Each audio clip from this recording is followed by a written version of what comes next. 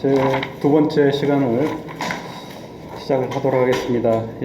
지난 시간에 그 연설가가 설파하는 가치를 이야기를 했고요. 일단 이제 지난 시간에 했던 것 중에서 이제 그 여러 가지 가치들을 이야기를 했어요. 아름다운 것과 좋은 것들, 그 다음에 즐거운 것들. 그래서 연설의 세 장르에 맞게 이렇게 이제 가치를 소개를 해드렸는데요. 이제 문제는 세 번째 그 가치가 사실 시비를 가리는 법정에서, 그래서 정의와 부정, 이거에 관한 그 예시가 있어야 될 것 같은데요. 그러니까 이제 정의란 무엇이냐, 또 정의로운 것, 옳은 것은 무엇이냐, 또 그에 반대되는 부정의 또는 그 부정한 것들, 이런 것들에 대한 이야기가 있어야 되는데, 사실 그 범죄에 관한, 그러니까 아디케마, 부정한 행위에 관한 정의만 간단히 있고, 논의 자체는 이제 즐거운 것들에 관한, 범죄자가 이제 그 범죄 동기 중에 하나가 이제 어떤 자기 어떤 이익을 추구하는 이로움뿐만 아니라도 즐겁기 때문에 범죄 행위를 통해서, 특히 이제 우리가 뭐 범죄 행위가 즐거운 행위는 이로움 떠나서 즐거운 거는 이제 뭐 복수를 한다든지 부당한 방식으로, 또 뭐 어떤 성적인 욕구라든지 이런 것들을 이제 그런 것들이 이제 하나의 범죄 행위로 이렇게 나타나는 그런 경우를 볼 수가 있겠습니다. 그래서 이번 그래서 왜 저는 이제 좀 생각을 해봤는데요. 왜 정의의 개념이 거기서 다뤄지지 않을까 이렇게 봤더니, 사실 니코마코스 윤리학의 5권에 보면 그 정의에 관한 논의가 상세하게 되어 있어요, 따로. 그래서 아리스토텔레스가 좀 친절하게 그 옳고 그름 또 정의에 관한 논의는 뭐 니코마코스 5권을 뭐 참조하라 뭐 이렇게 좀 다른 데서 논의를 했다, 니코마코스 윤리학에서 예를 들어서 이렇게 해줬으면 좋았을 텐데, 그런 부분이, 그래서 이제 갑자기 왜 뜬금없이 즐거움에 대한 정의, 또 즐거운 것들의 나열이 나오는지 이게 좀 저도 의아했습니다. 아무튼 이제 지난 시간에 대한 답변은 이 정도로 이제 가름하겠고요.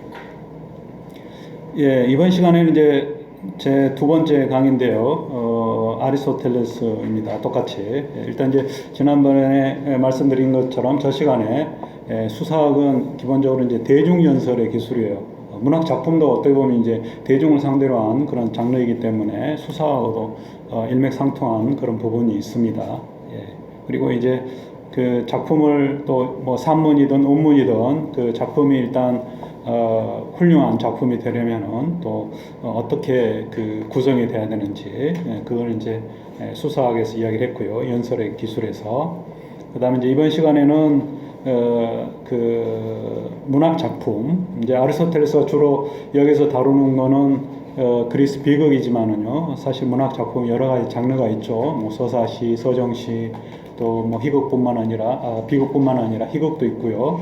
주로 이제 아리스토텔레스 논의는 시학에서 주로 이제 비극에 관련된 그런 논의가 주요 부분을 차지하고 있고요. 서사시는 이제 비극과 이제 비교하면서 이렇게 논의에 끌어들이는 그런 방식으로 전개가 됩니다.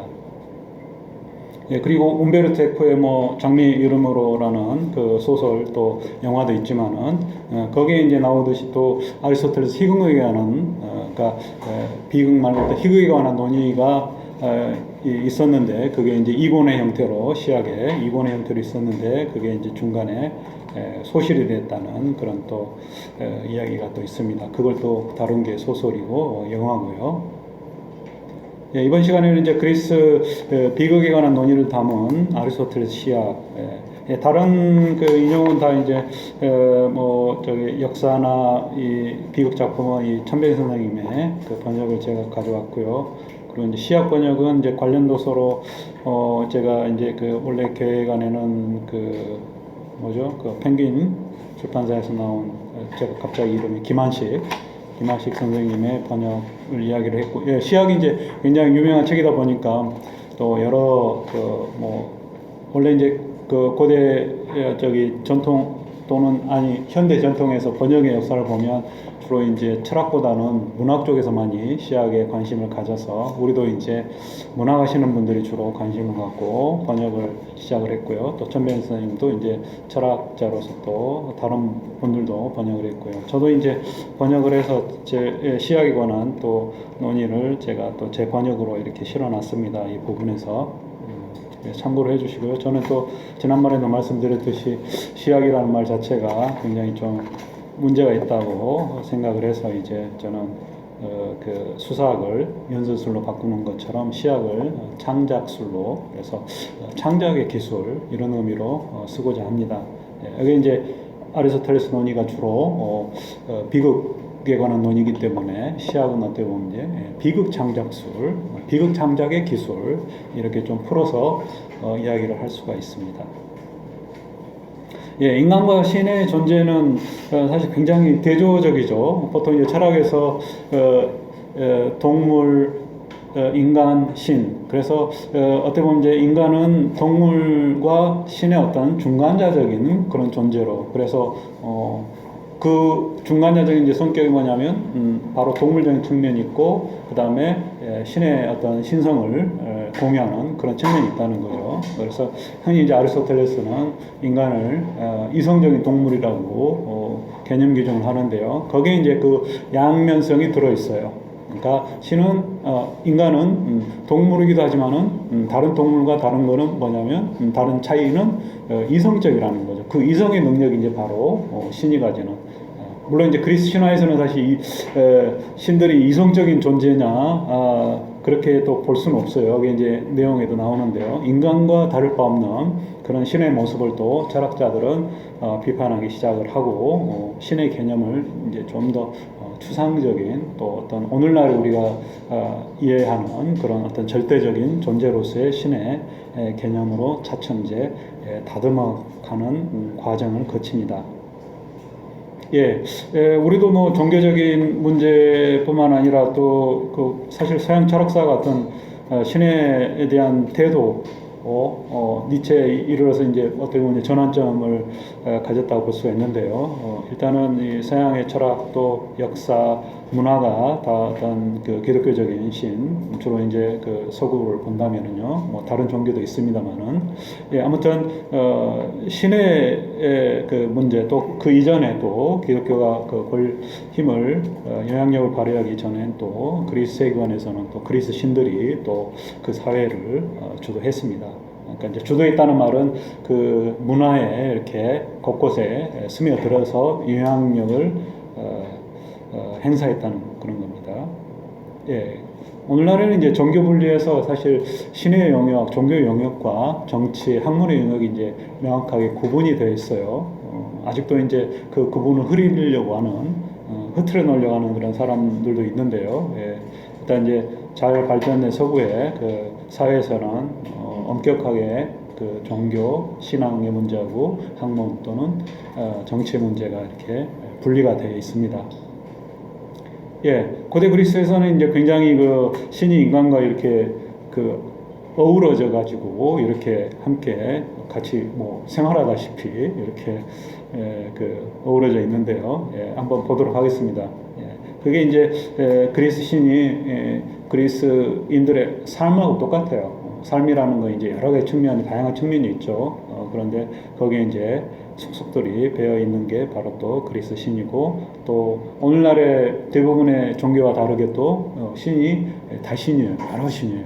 그래서 그런 점에서는 또 굉장히 또 그리스 신화가 매력이 있어요. 어떤 하나만이 아니라 다양하다는 건 뭐냐면 내용이 풍부하다는 거잖아요. 그러니까 그리고 또 그런 걸 다양한 그런 다양성을 통해서 이제 또 우리가 여러 가지 것들을 또 거기서 얻어낼 수가 있는 거예요. 예. 그게 신화의 내용이 맞다 그게 아니라 그 신화가 그리고 있는 인간 삶의 어떤 투영된 그런 측면이 있기 때문에 그런 것들이 이제 그리스 신화의 매력이라고 저는 생각을 합니다. 예, 그리스 신들이 어떻게 그 인간 삶에 이렇게 끼어들어가지고 인간들과 함께 이렇게 부딪히는지, 또 주로 이제 부딪히는 거는 뭐 신이 월등한 존재이기 때문에 인간을 내게 명령을 내리는 형식으로 이렇게 이제 이루어집니다. 예, 그리스 신의 인간사 개입은 트로이아 전쟁을 그린 호메로스의 서사시뿐만 아니라 신화의 내용을 수용하여 드라마화한 그리스 비극, 심지어 헤로도투스의 역사 서수에도 남아 있다. 예, 호메로스 서사시는 이제 우리가 서양 문학의 어떤 최고 또는 그 가장 오래된 문헌 중에 하나고요. 또 그리스어로 된 최초의 또 운문 형식의 글입니다. 그리고 이 글이 또 굉장히 또 보통 우리가 이제 처음 시작하면 우리도 그렇죠. 우리 제가 정확히 기억은 안 납니다만은 우리 그 가령 우리 그 역사서나 거기에 기록된 최초의 문학 작품 이러면 굉장히 단편적이고 분량이 짧잖아요. 근데 그거와 이제 정반대로 처음부터 이렇게 엄청난 큰 대작이 대작이 이제 두 가지 의미가 있겠죠. 위대한 작품, 또 분량이 큰 작품. 두 가지 측면에서 이 호메로스의 그 두 서사시는 또 굉장히 획기적인 또 그런 작품이라고 볼 수가 있습니다. 예, 그래서 신의 개입이 이제 철학자들이라는 건 뭐냐면 이제 합리적으로 이 세상을 보는 거예요. 그래서 철학사에서 보통 이제 미토스의 세계에서 그 로고스의 세계로 이렇게 그러니까 세계를 보는 이제 관점이 그냥 들리는 이야기. 그래도 신화적인 그런 설명이 전혀 근거가 없는 건 아니에요. 나름 또 세상을 보는 바라보는 그 내용이 들어있고 이제 그렇습니다. 그런데 이제 그런 것보다는 철학자들은 좀 더 객관적이고 또 그리스 신화는 사실 어떻게 보면 다른 실 믿는 다른 사회 또는 다른 그 시공간을 달리하면 얼마든지 이거 이렇게 받아들이지 않을 수 있는 거죠. 근데 이제 철학이라든지 학문은 기본적으로 이제 객관적이고 보편적이어야 되죠. 그래서 시공을 초월할 수 있는 그런 이제 내용을 그 그리스인들이 담아내고자 시도를 했습니다. 예, 그게 이제 합리성의 기준이죠, 사실. 누구나 받아들일 수 있는 그런 거. 우리가 수학을 받아들일 수 있는 게 뭐예요? 언어는 다르지만은 1 플러스 1, 1 플러스 1, 2. 이거는 어느 그 사회에서나 말은 똑같은 거죠. 그 표현은 달라도. 예. 그게 이제 사실 철학 또 과학의 어떤 기본적인 그런 그 방식이라고 볼 수가 있어요. 네, 아무튼 철학자들은 뭔가 좀 이 세상을 합리적으로, 이성적으로 이렇게 바라보는 그런 세계관을 만들기 시작을 했고요. 그래서 이제 신들이 점차 인간 모습을 띤 그런 신들이 이제 그 색채가 벗겨 나가고 이제 그 뭔가 아리스토텔레스에 이르면 이제 굉장히 추상적인 그런 신의 개념에 이르게 됩니다. 예, 호메로스의 서사시에서 예를 들어서 이제 앞부분에 이제 나온 부분인데요. 그 그리스 두 장수 아킬레우스하고 아가멤논 이제 둘이 사이가 틀어졌어요. 그래서 그 모욕을 당한 아킬레우스가 이제 아가멤논에게 분노하여서 칼을 뽑아들고 이제 그 분노를 참지 못하고 이렇게 이제 같은 동료 또 트로이아 전쟁의 그 그리스 총사령관 격인 그 아가멤논이 어떻게 보면 이제 그 하극상이죠.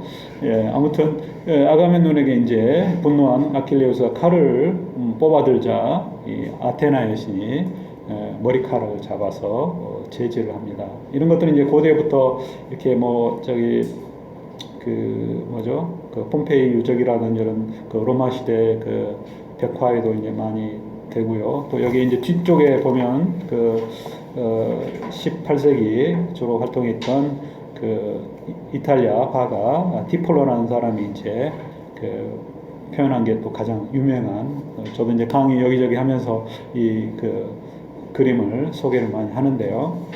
예, 이게 이제 처음 본 사람들은 이 그림을 보고서 뭔가 장군이 둘이 있고 옆에 또 맨 오른쪽에 또 갑옷 투구를 쓴 또 장군이 말리는 표정이다 이렇게 모습이다 이런 걸 이제 묘사했다고 이제 생각할 수가 있죠. 근데 이제 그 일리아스의 그 내용을 또 알고 또 아테나 여신이 또 어떤 여신이라는 걸 알면 이 그림을 또 이제 쉽게 이해할 수가 있죠.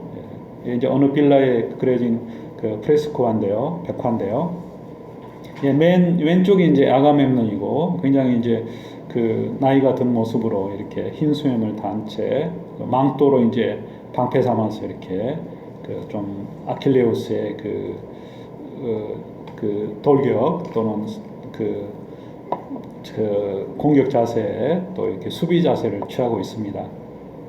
아킬레우스는 이제 거의 그 칼을 다 뽑아 드는데 그 지혜의 여신인 아테나 여신이 머리카락을 잡고 또 얼굴을 찡기르면서 또 그쵸 머리카락 잡으면 굉장히 또 아프죠. 예, 아무튼 그 찡그린 표정을 짓고 있습니다.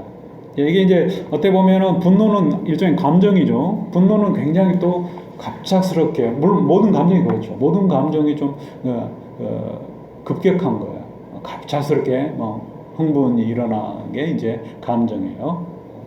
근데 이제 그 감정에 대해서 이성적인 어떤 그 대응을 상징을 한다고 볼 수가 있어요. 아테나의 신이 이제 그 신화의 내용을 보면 아시겠지만은 또 그 제우스 그 신의 그 머리에서 태어났어요. 그래서 아버지의 면모를 닮아서 이렇게 지혜가 있고 또 남성적이에요. 아버지의 머리에서 태어났기 때문에 자세한 뭐 상세한 신화의 내용을 말씀을 드리지 않겠지만은요. 아무튼 그래서 아테나의 신은 이제 아테네라는 그 도시의 수호신이기도 하고 또 전쟁의 여신이기도 하고 또 지혜의 여신이기도 하고 그렇습니다. 예, 여기 이제 보면 그 내용을 잠깐 읽어보면은요. 제가 오늘은 이제 좀 뭐 지난 시간에도 그렇습니다만은요. 우리가 이제 독서 아카데미고 그래서 또 제가 또 강의하는 스타일이 대부분 또 이렇습니다. 이렇게 이제 좀 관련된 그 글귀를 많이 인용을 해서 또 설명을 해주고 또 여러분들 스스로가 또 그걸 읽고서 이해하는 방식 또 그걸 읽고서 또 어떤 내용으로인지 스스로 이제 좀 생각을 해보시라고 많이 인용을 했습니다. 예, 아테나의 신이 이제 이렇게 이야기를 합니다. 나는 그대의 아킬레우스죠. 그 분노를 가라앉히려고 하늘에서 내려왔노라.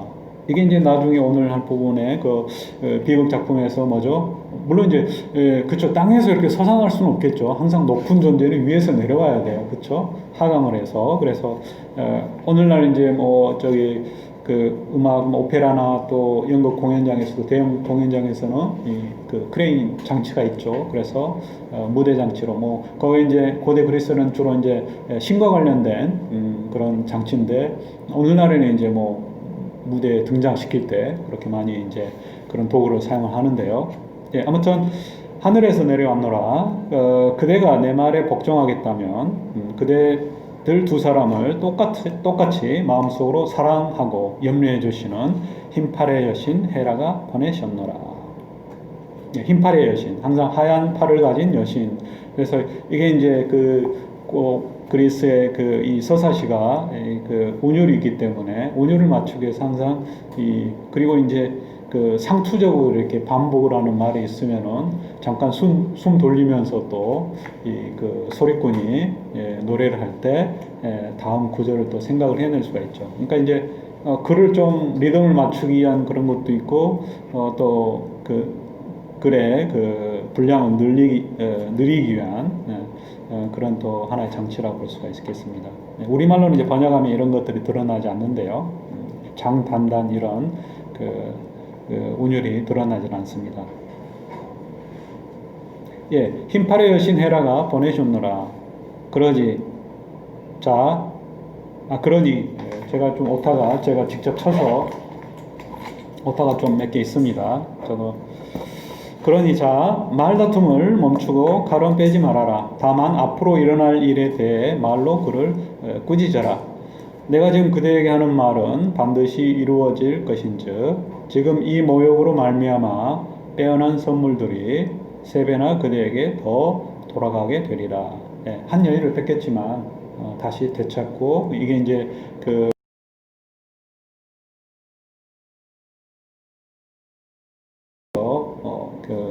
획득한 하나의 이제 전리품이죠. 여인도. 근데 이제 노예 소년인데 사실 노예가 아니라 사실 그 지역의 뭐 공주 그렇죠. 근데 이제 점령당한 그 지역에 뭐 귀족이든 왕족이든 그런 여인네들은 다 이제 그 점령한 정복자의 어떤 이제 그 소유물이 되는 거죠. 그러니까 소유물이라는 의미에서 노예지 사실 뭐 하녀처럼 부리는 그런 노예의 의미라고 생각하시면 안 될 것 같아요.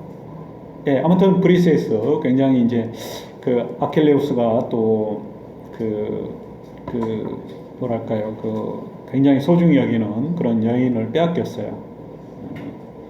근데 이제 나중에 결과적으로는 나중에는 더 세배나 뭐 이런 다른 그 외에도 그 뭐 금은보화를 이렇게 받고 이렇게 다시 그 원상 복구가 된다는 거예요. 신이 이제 예언을 하는 거죠, 그렇죠? 그리스인들은 이제 기본적으로 미래를 그 내다보는 그런 능력이 있습니다. 이제 주로 많이 이제 우리가 델포이 신전의 아폴론을 많이 이야기하지만은 여기서도 이제 아테나 신도 그렇게 미래를 예언을 합니다. 그러니 자제하고 우리에게 복종하라. 우리란 말은 이제 헤라 여신과 더불어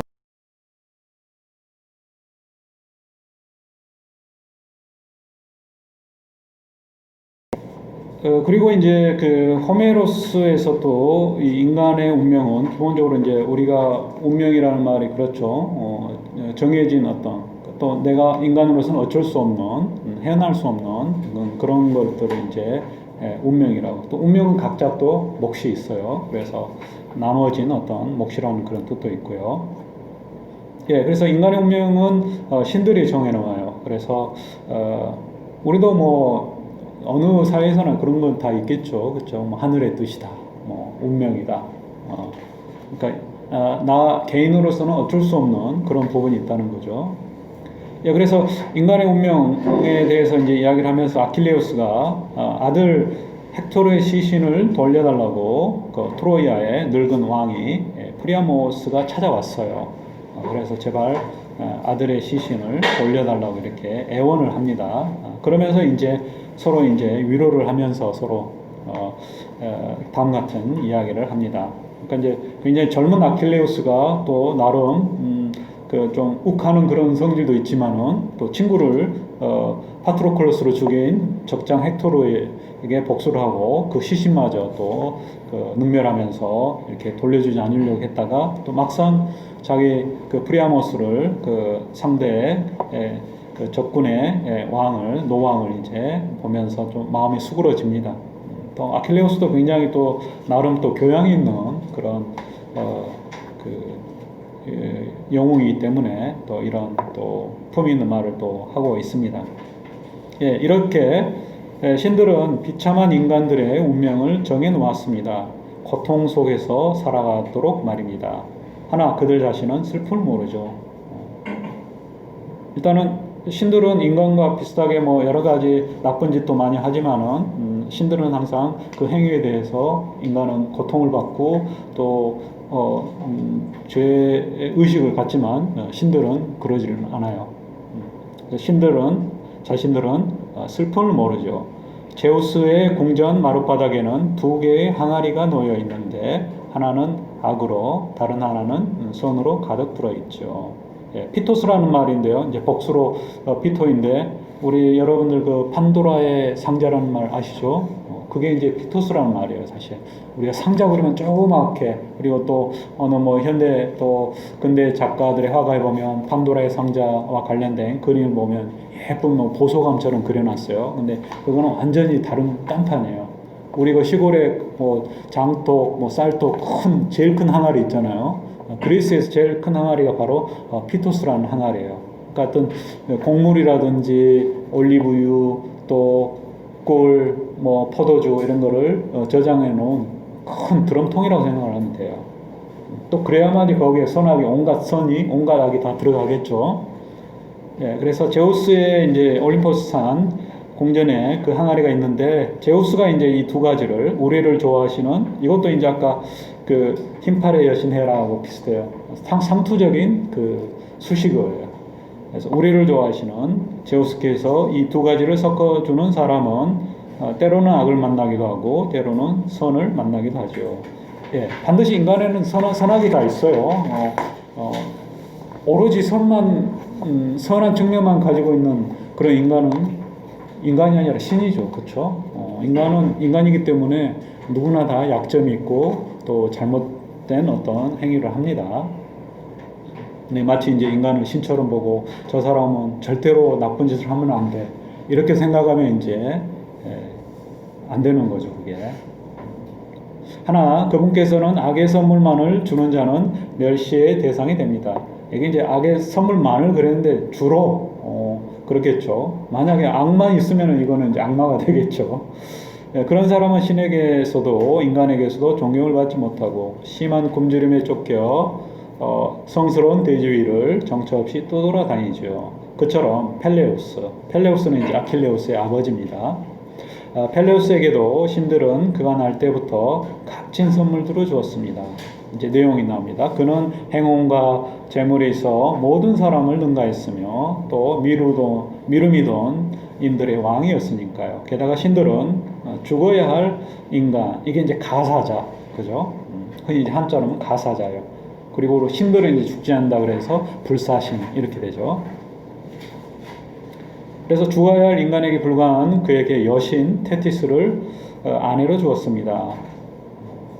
그래서 보통 이제 영웅들은 그리스 신화에서 항상 그 한쪽에 피가 이제 부모 양쪽 중에 하나 아버지든 어머니든 한쪽이 신이에요.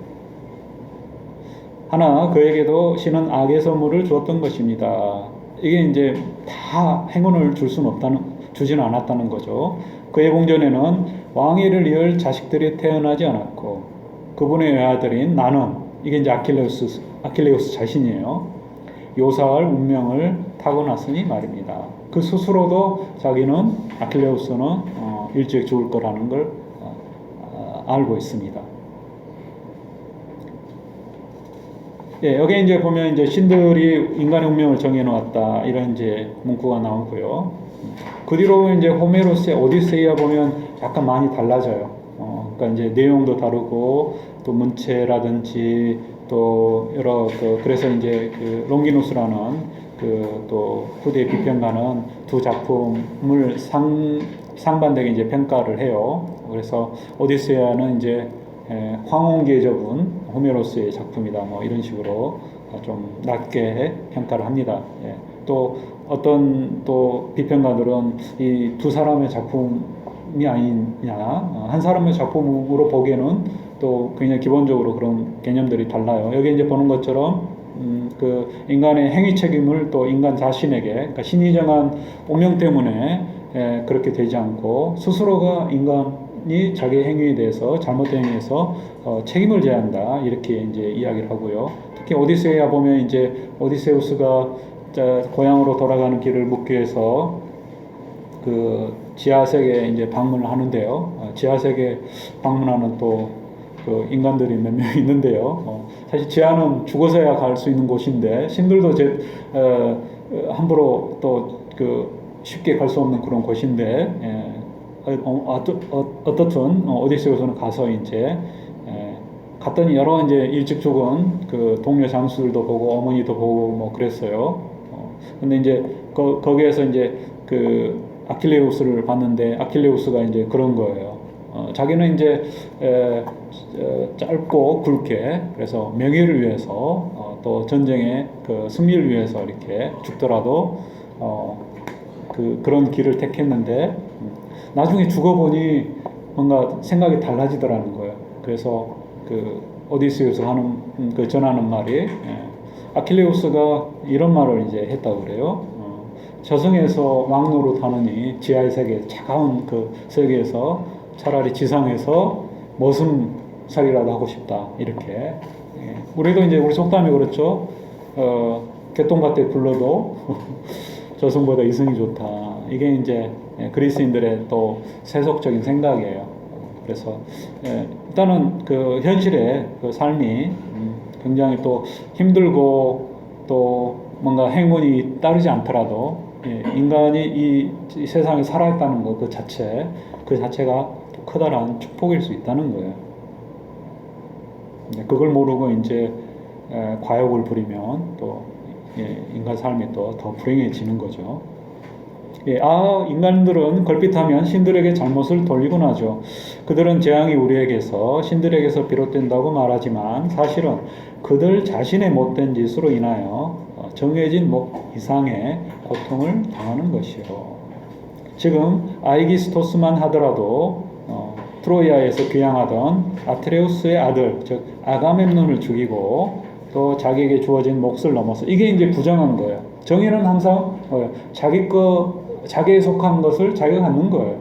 남의 것을 빼앗지 않는. 이게 이제 기본적으로 정의의 개념이에요. 그래서 정해진 몫을 넘어 그 아가멤논의 결혼한 아내 클리타임네스트라와 결혼하지 않았던가. 그것이 자신의 갑작스러운 파멸이 될 줄 알면서도 말이요. 예, 인간의 이제 운명에 대해서 또 상반된 그런 인간의 행위에 대해서 상반된 또 인간의 운명에 관한 또 상반된 그 호메로스의 또 구절을 봤고요. 예, 역사책에서도 이제 마찬가지예요. 역사의 아버지라고 이렇게 일컬은 그 헤로도토스가 있는데요. 헤로도토스는 이제 그 호메로스가 최초의 운문 작가라 한다면 헤로도토스는 또 최초의 산문 작가라고 볼 수가 있어요. 역사서를 이제 썼는데요. 그래서 가장 오래된 역사 서술에서 이제 솔론을 등장시켜요. 그래서 아테네 이런저런 그 입법을 개혁을 하고 이제 그 외유를 나갔어요. 그래서 소아시아 쪽에 가서 이제 리디아 지역에 크로이소스에게 가서 이제 그 방문차 가서 크로이소스는 이제 굉장히 그 갑부예요. 거대한 왕국을 가지고 있고 또 황금으로 이렇게 이 사람은 부와 권력을 거머쥐고 있기 때문에 자기가 제일 행복하다고 생각을 했어요. 그래서 이 세상에 누가 제일 행복할까요? 물어봤어요. 내심이 이제 자기를 이야기할 거라고 딱 보면 이제 솔론이 와가지고 보니까 아주 돈도 많고 권력도 있고 그래서 자기를 이야기할 것처럼 이야기를 했는데 그 솔론이 이제 이야기한 거는 그거예요. 도덕성에 나라에 충성한 그 용사들. 그래서 사람들이 우러러 동상도 세워서 또 부모에게 효도하는 우리 이제 보통 우리 그 전통 윤리에서도 충효 이야기하잖아요. 그 그리스도 똑같아요. 나라에 충성하고 부모에 효도하는 그런 사람들이 가장 행복하다는 거죠. 일찍 죽거나 뭐 전쟁터에서 또 부모를 위해서 자식이 희생하는 그런 일찍 죽는 그런 사람이 우리가 일찍 죽으면 불행하다고 생각하는데 또 그 죽음으로써 자기 이름을 남긴다는 거죠. 아킬레우스도 그랬죠, 사실. 그래서 아킬레우스도 사실 짧은 삶을 마감하고 죽었지만은 명예는 남겼죠.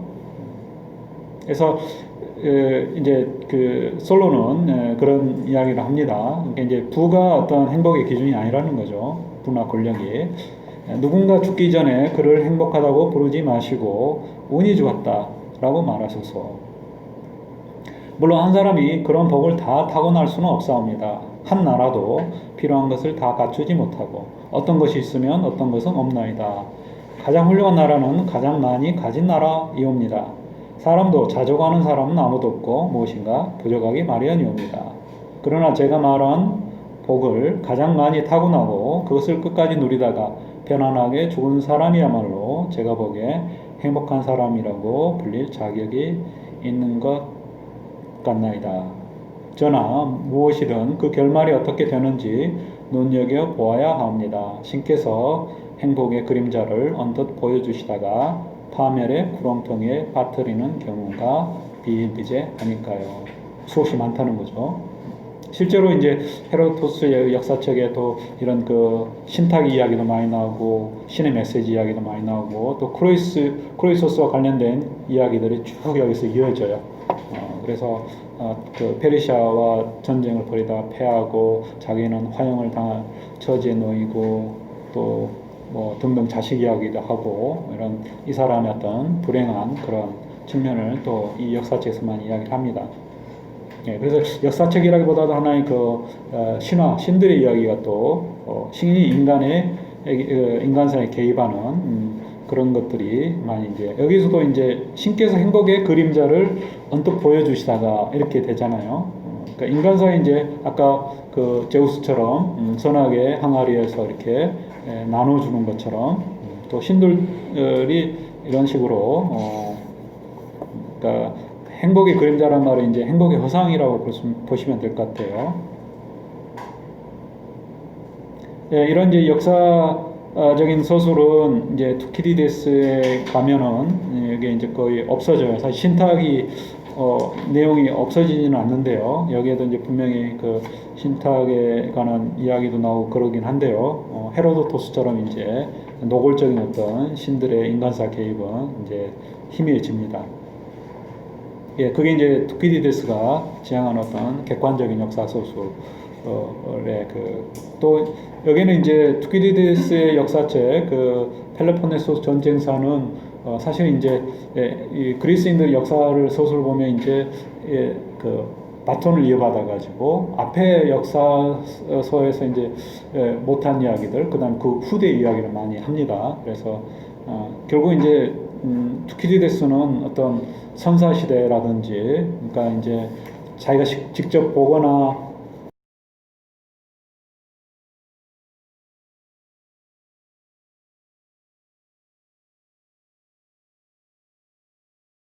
이전에 그러니까 수세기 이전의 이야기이기 때문에 신화 구분하기 힘든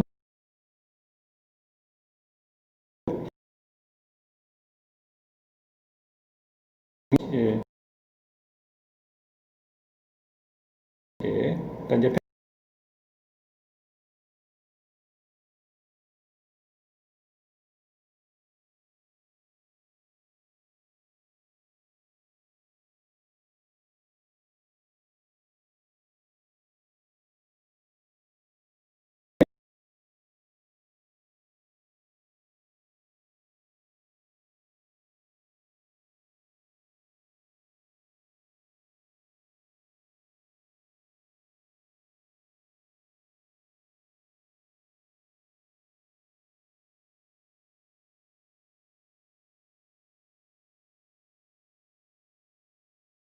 자료를 보면 애니메이션을 많이 가져와가지고 저는 이제 보지는 못했지만 애공이 많이 있어서 근데 이제 학생들은 다 자기들은 아니까 서로 킥킥거리면서 이제 재밌게 보더라고요. 예, 아무튼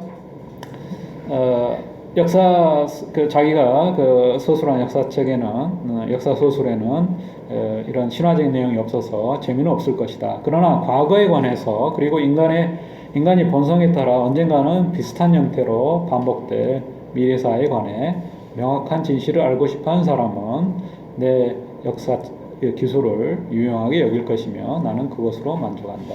역사는 이제 패턴이 있다는 반복된다는 거예요. 인간이기 때문에 똑같은 그러니까 전쟁이 왜 일어나느냐 뭐 이런 것들이 이제 그 갈등 또 주변 국가 간의 갈등 이런 것들을 이제 다 그 객관적으로 기술을 합니다. 여기도 이제 특히 디데스인데 DS라고 했네요. 예, 이런 이제 그 역사 소설뿐만 아니라 이제 이미 철학자들은 이제 그 이전부터 우리도 이제 회의적인 그런 마인드를 가진 그 사람들이 이제 주로 철학자죠. 그래서 뭔가 다른 사람들은 다 믿는데 믿지 않는 사람들이 이제 바로 철학자들이에요. 정말 그런 건가? 이렇게. 그래서 6세기 철학자 크세노판에서도 이제 인간이 신하고 뭔가 달라야 되는데 다들 신을 이야기하는데 인간의 모습으로 또 인간의 어떤 행동으로 그렸어요. 이게 이제 인격화된 신이라고 볼 수 있겠고요. 이게 흔히 이제 뭐 철학적인 또 영어 전문 용어로는 이제 신인 동형론이라고 그러는데요. 신과 인간이 똑같은 모양이다. 안트로포 모르피즘. 안트로포가 빠졌네요. 또 해서 안트로포스 그러면 이제 인간이란 말인데요.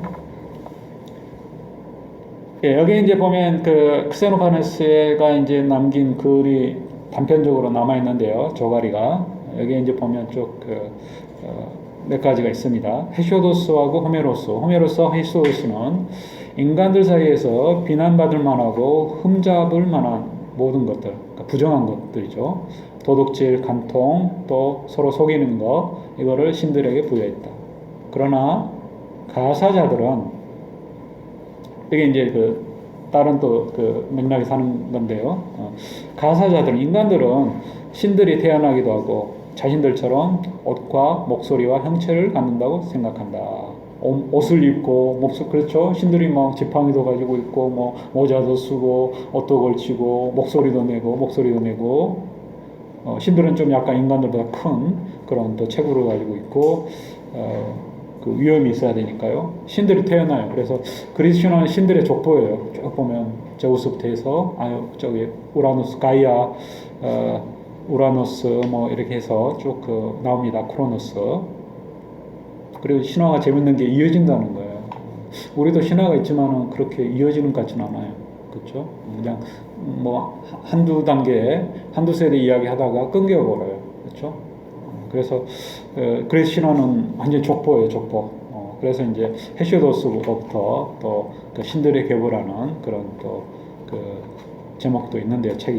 예, 그게 이제 그리스 신화가의 특징이고 그렇습니다. 예, 심지어는 신들이 죽었다는 이야기도 합니다. 그래서 크레타 섬에 가면 또 제우스의 무덤이 있다, 뭐 이런 또 이야기도 있고요. 그래서 예전에도 그 사람들은 그래서 이제 논리학책에 많이 나오는 게 크레타 사람들은 다 거짓말쟁이다. 그런 유명한 또 있어요. 크레타 사람은 다 거짓말쟁이다. 그러면 이게 참말일까요, 거짓말일까요? 내가 서울 사람인데 서울 사람들은 다 거짓말쟁이다. 그러면 이게 이제 굉장히 서울 사람이 아닌 서울 사람들은 다 거짓말쟁이냐 그랬는데 내가 서울 사람인데 그럼 내 말도 거짓말이 되고 그렇죠. 내 말이 참인지 거짓말인지 이게 이제 헷갈리는 거예요. 이게 이제 그 이야기의 근원이 이제 바로 그런 거예요. 신이 죽었다고 이렇게 하니까 거짓말쟁이다. 성경에도 나오는 것 같은데요. 어디 제가 어디 구절은 생각이 안 나는데요. 크레타 사람들은 이제 그 성경에서 그레데인이라고 그러죠. 그레데인. 예. 그 다음에 에티오피아, 아프리카 사람들은 자신들의 신이 이제 아프리카인들처럼 코가 낮고 피부가 검다고 말하고, 저 북쪽에 추운 지방의 트라키아 사람들은 신이 눈이 파랗고 자기들의 이제 신체와 비슷하게 머리카락이 붉다고 말한다. 붉은 머리, 빨간 머리. 거기에 더 나아가서 이제 사람뿐만 아니라 동물들도 소들, 말들, 사자들이 만약에 그림을 그릴 줄 안다면 말들은 말의 모습으로, 소들은 소의 모습으로 신을 그릴 것이다. 이제 풍자한 거죠, 그렇죠? 그래서 이제 인격화된 그런 신은 안 된다는 거예요. 그래서 신들과 인간들 가운데서 가장 위대한 하나의 신은 형체도 생각도 인간들과 가사자들과 조금도 비슷하지 않다. 신은 언제나 같은 곳에 전혀 움직이지 않은 채 머물러 있다. 이게 이제 아리스토텔레스의 부동의 원동자예요. 가만히 있으면서도 이 세상을 움직인다는 거죠. 싸돌아다니 부산하게 여기저기 돌아다니면서 일 벌리는 존재가 아니에요, 신은. 그러면서도 이제 영향력을, 힘을 발휘한다는 거죠. 또한 이때는 여기, 저때는 저기로 옮겨 다니는 것은 그에게 어울리지 않는다. 이렇게 이제 크세노파네스가 이제 유일신 개념을 품었는데요. 이게 이제 플라톤의 이후에 이제 플라톤의 데미우르고스, 또 아리스토텔레스의 부동의 운동자, 이렇게 이제 유일신으로, 물론 이제 제우스가 그리스 신들 중에서 가장 최고의 신이고, 그래서 12 주요 신이 있고, 또 그 중에서도 가장 최고의 신으로 이게 꼽히지만, 그게 이제 다른 신들의 존재가 있죠. 근데 이제 플라톤에서는 이런 이제 그 유일한 존재. 물론 이제 데미우르고스 외에도 신적인 존재, 뭐 천체라든지 아리스토텔레스도 그런 이제 그 개념을 쓰기는 합니다. 그러니까 이제 복수 형태로 신의 개념이 딱 어느 하나의 존재에만 이제 부과되는 건 아닌데, 그럼에도 이제 이전의 그 신관에서는 완전히 이제 벗어 탈피를 한 거죠. 예, 이게 이제 고대 그리스 사회에서 그리스의 신의, 그래서 고대 뭐 우리 소크라테스 재판에서 나온 것처럼 이 신의 존재를 부정하거나 또 그러면은 굉장히 중세 때하고 비슷하겠죠. 굉장히 자기 신변에 또 목숨까지 위험에 처하는 그런 게 있고요.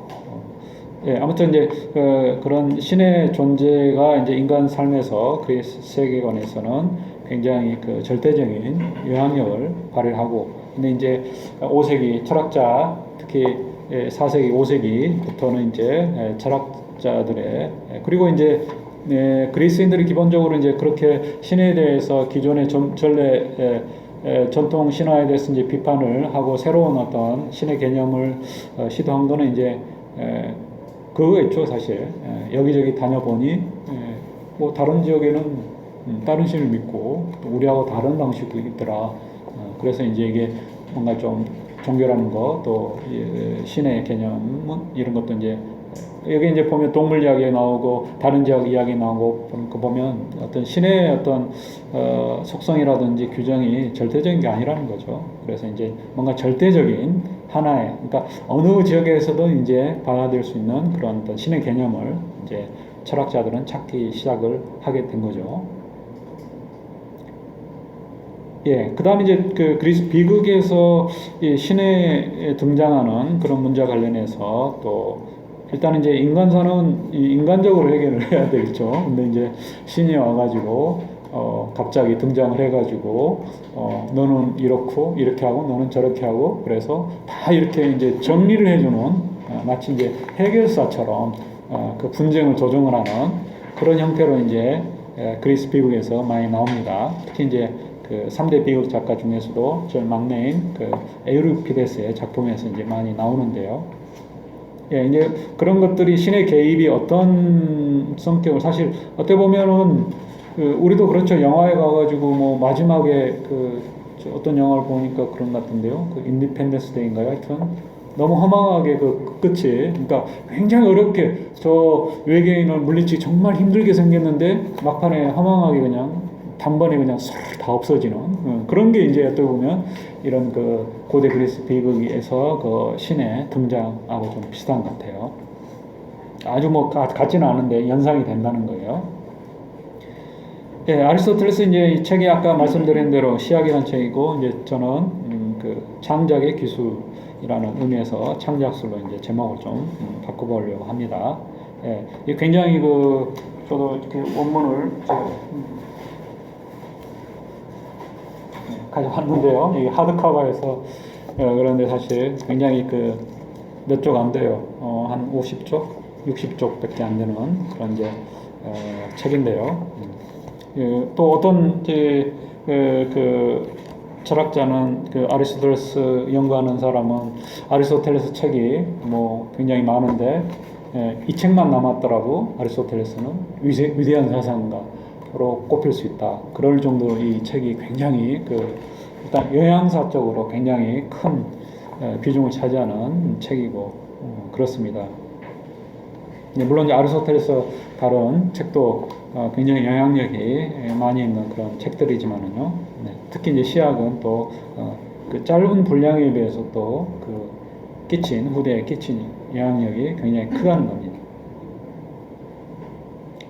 예, 주로 이제 그 희극에 관한 논의는 없어지고 또 아리스토텔레스 여기저기서 자기가 희극을 논의를 했다고 이야기를 합니다. 그래서 이제 나중에 또 근엄하신 분들이 희극은 일단은 이제 제 추측은 그렇습니다.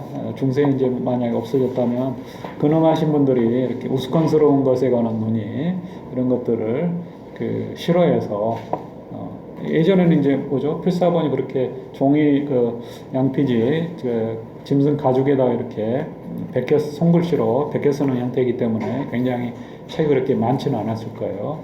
그래서 누가 이제 그 원본이 하나밖에 없는데 그걸 뜯어내면은 제거를 해버리면 이거 이제 책이 완전히 사라지는 거죠. 오늘날에는 책을 없애기도 힘들 거예요, 그렇죠? 파일로 다 가지고 있기 때문에 어디든 그 하나가 있을 거예요. 다 없애더라도. 예, 일단 이 책에 이제 여러 뭐 전체 그 내용은 이제 다 할 수는 없겠고요. 신의 개입에 관련된 부분을 이야기를 하도록 하겠습니다. 예, 일단 이제 우리가 뭐 그 얽힌다, 꼬인다, 그 다음에 뭔가 그 잘 안 풀린다 이런 그 이야기를 일상생활에도 하죠. 미국에서도 이제 그런 거예요. 어떤 사건들이 계속되면서 그 등장 인물들의 갈등 이런 그 것들이 있어요. 그래서 이게 이제 해결이 안 되고 그 전까지 그리스어로는 이제 묶인다 그렇게 이야기해요. 아리스토텔레스는 두 가지 개념으로 이야기를 해요. 그러니까 이제 짜인다라는 그 어떤 플로케라는 개념을 쓰기도 하고요. 여기서 이제 데시스는 한마디로 이렇게 매듭이 묶이는 것처럼 그 묶는 거예요. 또 묶는 사람이 있고 또 묶이는 어떤 그 사건이 있는 거죠. 그다음 그 반대가 이제 류시스 풀린다는 거예요. 그러니까 이제 매듭을 푸는 거죠. 우리도 이제 흔히 뭐 어떤 그 해결의 신말이 또 찾아서 매듭을 푼다 그런 이야기를 하죠. 아리스토텔레스도 이제 그런 그 개념입니다. 기본적으로. 아리스토텔레스가 이제 창작술이 25장인가로 되어 있는데요. 그에 관한 논의를 쭉 하면서 그 분위기와 해결, 흔히 한자어로 그 정의를 내리는 부분이 있습니다. 보도록 하겠습니다. 모든 비극에는 분교의 부분과 해결의 부분이 있고 또 드라마 바깥의 것들과 많은 경우 드라마 안의 것들 중 약간이 분교부고 나머지는 해결부다. 그러니까 드라마에서도 여러 그 전사라고 그러는데요. 앞에 일이 있어요. 그러니까 그 모든 장르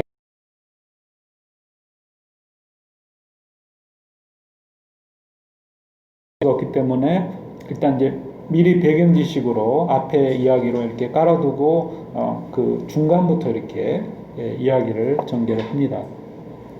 그래서 여기 뒤에 이제 5쪽에 보면 그 아리스토텔레스가 저 훌륭한 비극 작품의 하나로 꼽는 타우리케 이피게네야, 또 하나가 이제 여러분들도 좋아하시는 그 오이디푸스 왕인데요. 아무튼 타우리케 이피게네야, 여기에서도 이제 이피게네야가 아버지가 트로야로 이렇게 출항하기 전에 순풍이 안 불어서 그 딸을 제물로 바치고 또 아르테미스 여신은 그걸 이제 빼돌려 가지고 타우리케 그 자기 신전의 여사제로 삼죠.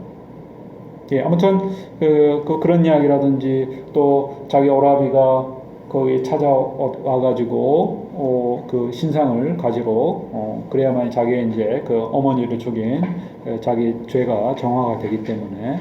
근데 이제 그 아르테미스 여사제로 된 그 이피게네이아는 또 낯선 그리스인들이 찾아오면 또 제물로 삼아서 이렇게 신에게 바치는 그런 역할을 하고 있어요. 그래서 이 둘이 충돌을 하겠죠. 신상을 지키려고 하는 그 이피게네이아고 또 자기 동생인지도 모르고 그 오누이 관계인지도 모르고 이제 뭐 누나인지도 모르고 오레스테스가 와가지고 그 신상을 가져가려고 하고. 그래서 이제 거기까지 이제 근데 이제 둘이 이제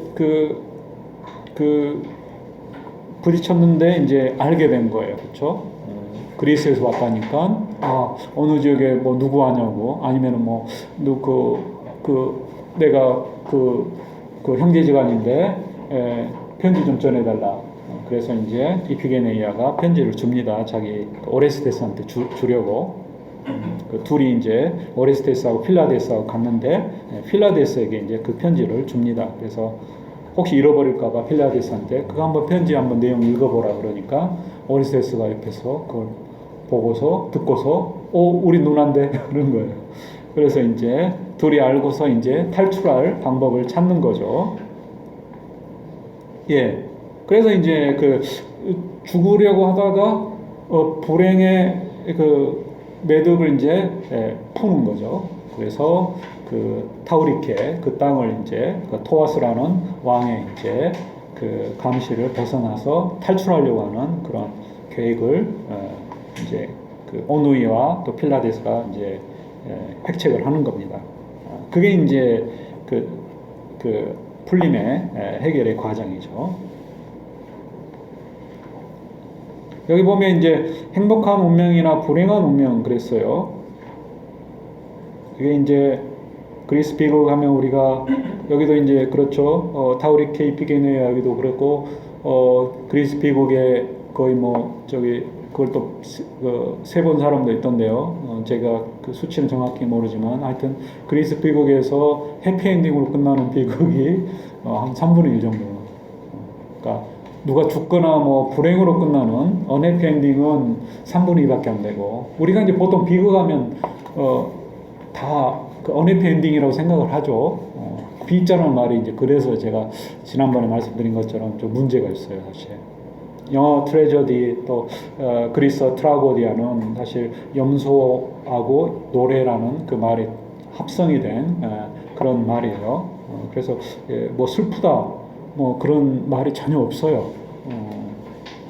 그러니까 이제 저는 이제 그래서 비희극을 구분을 좀 더 진지한 드라마 또 가벼운 드라마 이렇게 한다든지 뭐 이렇게 하는 게 더 나을 것 같아요. 그러니까 내용상으로 이제 우리가 말은 비극, 희극 쓰더라도 너무 이제 고착이 돼서 그렇지만은 비극이 꼭 뭐 언해피엔딩 불행으로 끝나는 건 아니다. 이걸 이제 유념을 해 두셔야 되겠습니다.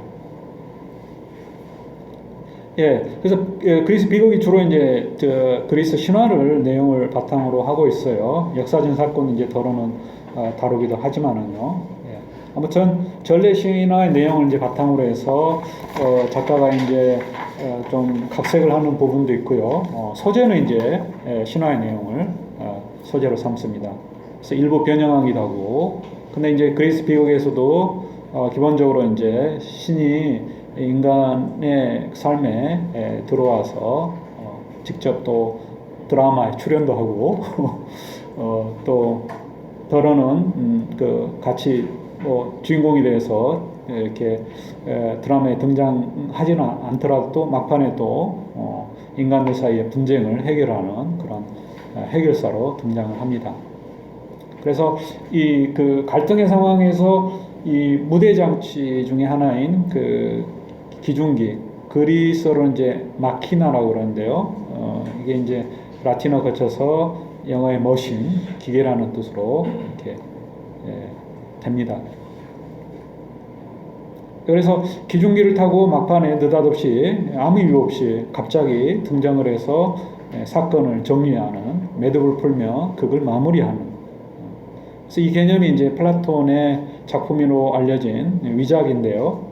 클레이토폰이라는 그런 그 작품에서 이런 이제 비슷한 표현이 나와서 이후에 이제 라틴어 로 이렇게 변형이 됐어요. 그게 이제 데우스 엑스 마키나.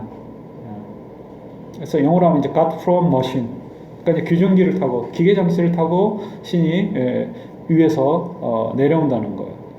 그래서 신이 인간 사회에 개입하여 문제를 해결하는 방식은 앞에 그 삭힌 전기가 필연성이나 개연성에 따라서 이렇게 전개가 돼야 되는데 그게 연결이 안 된다는 거예요. 아리스토텔레스 또 플라톤도 그렇고요. 갑자기 이렇게 등장을 해버리니까 그래서 앞뒤가 안 맞는다는 거죠. 그래서 자기적인 인위적인 그런 인상을 풍긴다. 그래서 아리스토텔레스는 시학에서 창작술에서 이렇게 비판을 합니다. 아킬레우스 성격에서도 사건의 구성과 마찬가지로 필연적인 것이나 개연적인 것을 항상 추구해야 한다. 그러니까 그 성격이 일관성이 있어야 한다는 거죠. 캐릭터가. 그래서 이러이러한 사람은 이러이러한 것들을 말하거나 또 행동을 하거나, 그렇죠? 그런 것들이 필연적으로, 개연적으로 이루어져야 되고. 근데 이제 이걸 너무 과도하게 아리스토텔레스를 또 이후에 아리스토텔레스 시학이 이제 수용이 되면서 이후에 작가들은 이걸 하나의 공식화, 법칙처럼 교조화해가지고 필연성 또는 개연성의 법칙에 따라야 하고, 그래서 무조건 물론 이제 이런 아리스토텔레스 강조하는 건 사실이지만 뭐 수학의 공식이나 법칙처럼 이렇게 내세운 건 아니에요. 그런 쪽이 좋은 훌륭한 멋진 작품이라는 거예요. 그래서 필연적인 개연적인 그런 그 관계여야 되고, 어떤 것이 어떤 것 다음에 일어나는 일은 항상 필연적이거나 개연적이어야 한다. 그러니까 어떤 시간적인 순서에 그치지 않고 앞에 일어난 일이 뒤에 일어난 일의 그 원인이 되고, 뒤에 일어난 일은 앞에 일어난 일의 결과여야 되고, 이렇게 연결이 돼야 한다는 거죠. 인과관계가 있어야 한다는 거죠. 앞에 했던 행위 사건이 뒤에 행위 사건에 영향을 미친다는 거죠. 근데 이제 데우스 엑스 마키나는 그런 게 아니라는 거죠. 갑자기 신이 뭐 제3자가 와가지고 너 뭐야? 갑자기 왜 나타났어? 이런 거죠. 그래서 분명히 그 이야기 해결도 이야기 미토스 이제 그리스 신화도 미토스고 여기 플롯이라고도 많이 이야기하고 또 그 영어식으로 많이 이제 그대로 받아들이는데요. 그 말이 이제 그리스의 미토스예요. 스토리 뭐 미토스 또 미토스를 스토리란 말도 또 플롯이란 말로도 이제 그 영어로는 번역이 되는데요. 네, 아무튼 이야기 해결도 사건 해결도 이야기 자체로부터 생겨야지 메데이아에서처럼 기계 장치에 의해서 생겨서는 안 되며 일리아스에서처럼 배 타고 고향으로 떠나려는 장면과 같아서는 안 된다. 예, 이게 이제 그 기계 장치가 메데이아는 사실 그 태양신 헬리오스가 보낸 그 수레를 타고 이제 메데이아가 남편에게 복수를 하고 이제 아테네로 이렇게 도망가려는 그런 막판의 상황에서 이제 이것도 이제 신의 개입이죠. 그러니까 어떻게 보면 메데이아가 보통 이제 신이 이런 기계 장치 메카네를 타고 이제 내려오거나 주로 이렇게 하는데 반대로 이제 메데이아는 그걸 타고 이제 떠나는 거예요. 공중부양해가지고 날아가는 거죠. 예, 인간에 대해서는 이런 이제 장치를 썼어요. 예, 그 다음에 일리아스처럼 일리아스는 이제 아테네 신의 그리스 그 아가멤논이 이제 그냥 시험 삼아서 한 거를 그러니까 말로 이제 집으로 가자. 그래서 그리스인들이 가려고 했는데 아테네 신의 또 사주를 받은 오디세우스가 이걸 또 저지를 합니다. 근데 이게 이제 신의 개입이냐 아테네 신의 개입이냐 이걸로 보기 힘들다 그래서 일리아스가 아울리스와 좀 비슷하잖아요 말이. 그래서 아울리스로 이렇게 바꾸자는 사람도 있어요. 그래서 그 아르테미스 여신이 아울리스 항에서 제물로 바쳐지려고 하는 이피게네이아 그 아가멤논의 딸을 이렇게 데려가는 그런 장면으로 해석을 하기도 합니다. 아무튼 아리스토텔레스 시학은 또 내용상으로도 어렵지만은 또 이 텍스트가 굉장히 오래된 텍스트고 또 이렇게 훼손된 부분이 좀 많이 있습니다. 그래서 굉장히 좀 이해하기 힘든 부분도 더러는 있습니다. 예, 아무튼 이제 이런 그 장치는 그 바깥의 일에 사용해야 한다. 다시 말해 이제 아리스토텔레스는 사용을 하더라도 그 드라마 외에 바깥에서 써먹어야 한다 이렇게 이야기를 합니다. 다시 말해 인간이 할 수 없는 이전의 일이나 또 예언이나 보고가 필요한 훗날의 일에 사용해야 한다.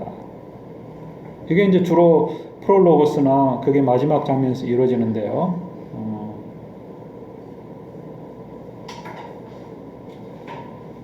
왜냐하면 모든 것을 본다 하는 것은 우리는 신에게 돌리기 때문이다. 그러니까 신이 이제 다 과거사도 미래사도 이렇게 과거사를 제대로 해석하고 또 앞날을 또 내다보고 그게 이제 신의 능력이에요. 그러니까 우리가 예언하면은 미래에만 관련된다고 생각하는데 사실 그리스 신들은 과거의 일도 이렇게 제대로 이렇게 해석을 하고 볼 수 있는 그런 능력이 있습니다. 그러나 사건들 가운데는 어떠한 불합리한 것도 이게 이제 그리스어로 알로곤인데요. 로고스에서 파생된 그 반대되는 상반된 개념이에요. 로고스는 기본적으로 논리예요. 논리. 합리적이고. 그래서 앞뒤가 맞아야 되는 거예요. 논리가 기본적으로 그렇죠. 앞뒤가 맞아야 돼요. 앞의 사건과 뒤의 사건이. 그걸 피할 수 없다면 소포클레스의 오이디푸스 왕의 경우처럼 비극 바깥에 있어야 한다.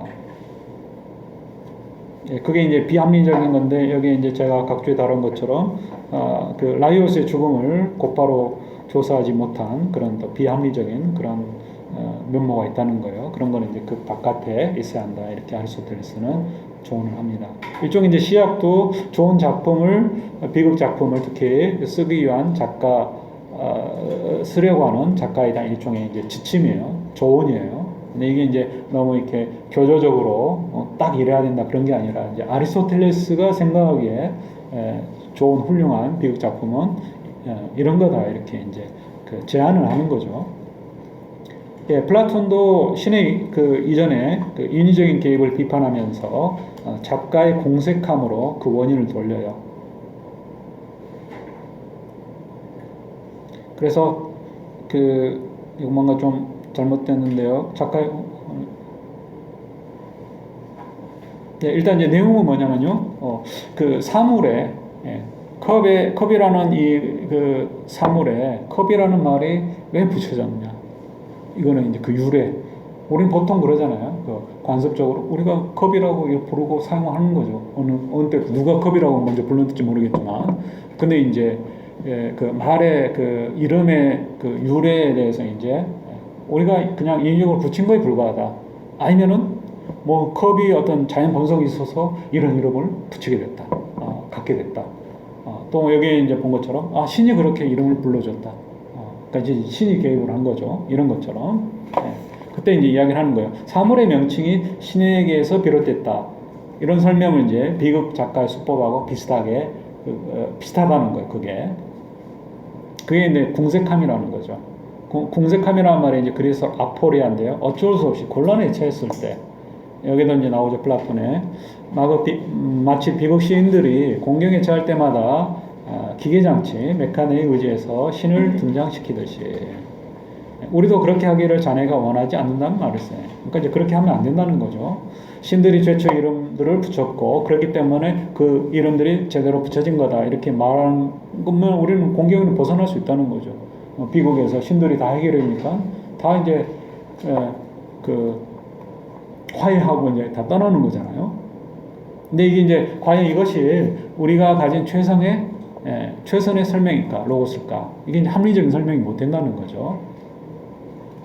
그러나 3대 비극 작가 중 마지막인 에우리피데스가 이어했던 이 수법은 신과 인간의 관계를 재정립하고 또 벌을 내리고 재앙을 막고 미래를 예언하고 과거를 해석함으로써 또 그리스 비극에서 또 큰 영향력을 발휘를 했습니다. 에우리피데스는 현재 남아있는 작품 중에서만 보더라도 19개가 남아있는데요. 9개 작품에서 이제 이런 그 수법을 쓰고 있어요. 그래서 신이 등장해서 배우들이나 관객에게 그 자리에 있는 그 공연장에 있는 모든 사람들에게 이제 자기가 왜 개입을 했는지 또 이게 왜 어떻게 일어났는지 인간의 무지에서 신이 분노해서 또 신의 계획의 운명에 따라서 이렇게 다 이렇게 일어난 거다. 너는 이제 앞으로 이런 일을 하고 이런 일을 하고 너 어디 가서 누구랑 결혼해라. 또 어디 가서 뭐 신전을 만들어라. 또 거기에서 사제로 복무해라. 어디 가서 또 새로운 도시를 국가를 세워라. 이렇게 명령을 해서 또 그 인물들의 미래를 또 예언을 또 하기도 합니다. 더 나아가서 나중에 너는 어떻게 되리라. 무죄가 된다. 또 신이 된다. 심지어 인간이 헬레네처럼 또 축복을 받으리라. 이런 식의. 이 이제 구체적인 사례 타우리케 이피게네이아의 이제 좀 깁니다. 굉장히 길죠. 제가 한 50행 정도 되겠네요. 그래서 이게 이제 사실 그냥 그 데우스 엑스 마키나 신의 등장 기계장치를 통해서 신을 등장시키는 이것만 이렇게 하면은 내용을 모르면은 또 그렇잖아요. 그래서 하나의 사례로 제가 그 아테나 여신이 또 공중에서 기중기를 타고 내려오면서 막판에 그 갈등을 해결하는 그 장면을 여기다 인용을 해놨습니다. 그래서 이 인용 부분은 좀 잠깐 또 쉬었다가 이어가도록 하겠습니다.